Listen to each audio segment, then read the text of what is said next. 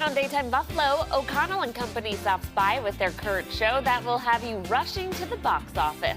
And we give you some great Mother's Day drink options for this week's Daytime Corks and Spirits segment. It's all coming up right now on Daytime Buffalo.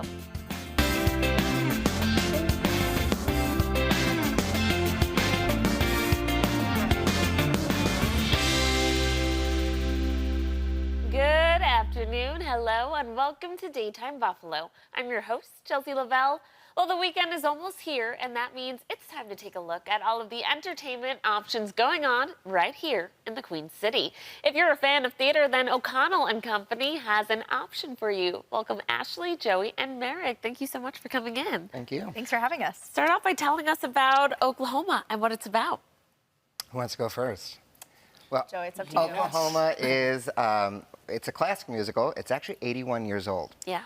But it's still really relevant, and it's I saw it at Shays a couple years ago and didn't love it, but it was a different production. It was a tour, and they did a modern take on it. But when I left there, I said, ooh, the bones are good. You still love the music. You still have a great story. So it's basically, it's a love story at the turn of the century, and it's a cowboy and a what would you say? A farmer A farmer, they get together, and it's just the trials and tribulations. And there's a little love triangle of a third person who's interested, and he has a dark side to him. But anyway, it's a family classic that everybody would love, and it's highly enjoyable by all ages, and it's family friendly. That's right. This is a Broadway classic for sure. But for those who aren't familiar with the show, can you just give us an idea of the music and what the vibe is?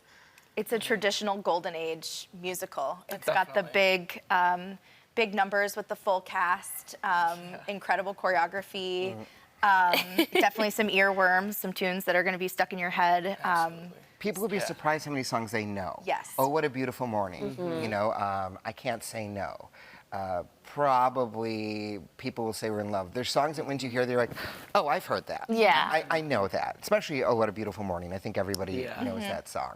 So. Well, Joey, you are the choreographer, correct, for the Yes, show? So yeah. tell us a little bit about how that choreography plays a role in, shaping the show. So, as I said, this show is 81 years old, and it's Rodgers and Hammerstein, which we all know from Sound of Music, The King and I, and this was their first collaboration together, and they were already successful before that.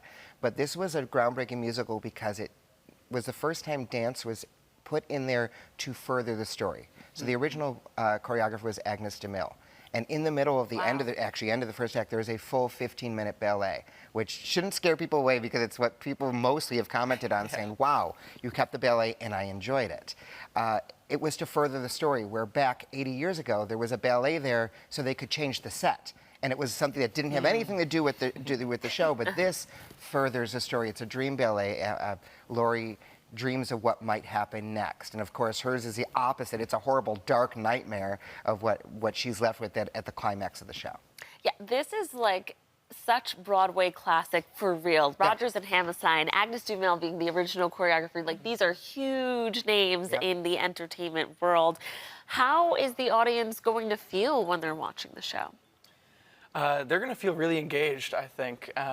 Something that I really think about a lot is just how well-knit the cast is, and how our relationships together through this whole process has really brought everyone together. And at the end of the day, theater is a team effort.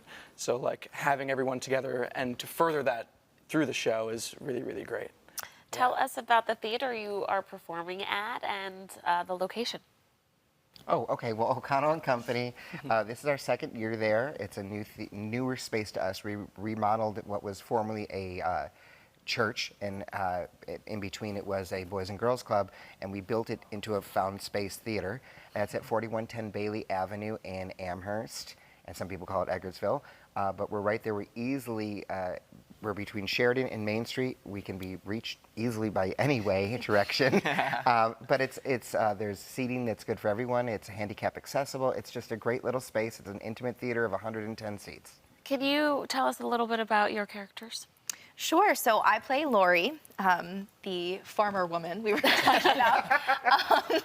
Lori is sort of on this coming of age journey. She's sort of finding herself, but she finds herself sort of stuck between these two roads in the path of her life.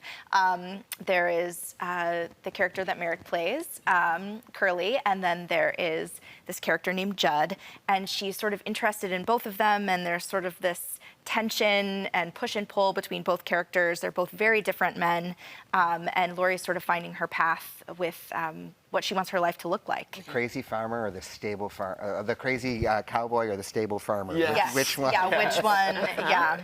And so, are you the And crazy yes, guy, or are you the I stable am the one? crazy guy, I'm the Okay. stable one. Yes.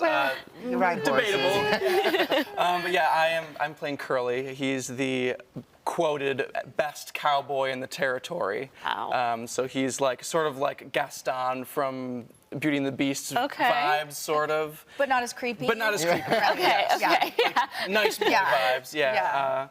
But yeah, his whole journey through the show is he's really trying. He's had feelings for Lori for a long, long time, and is really trying to get her to go to this dance with him.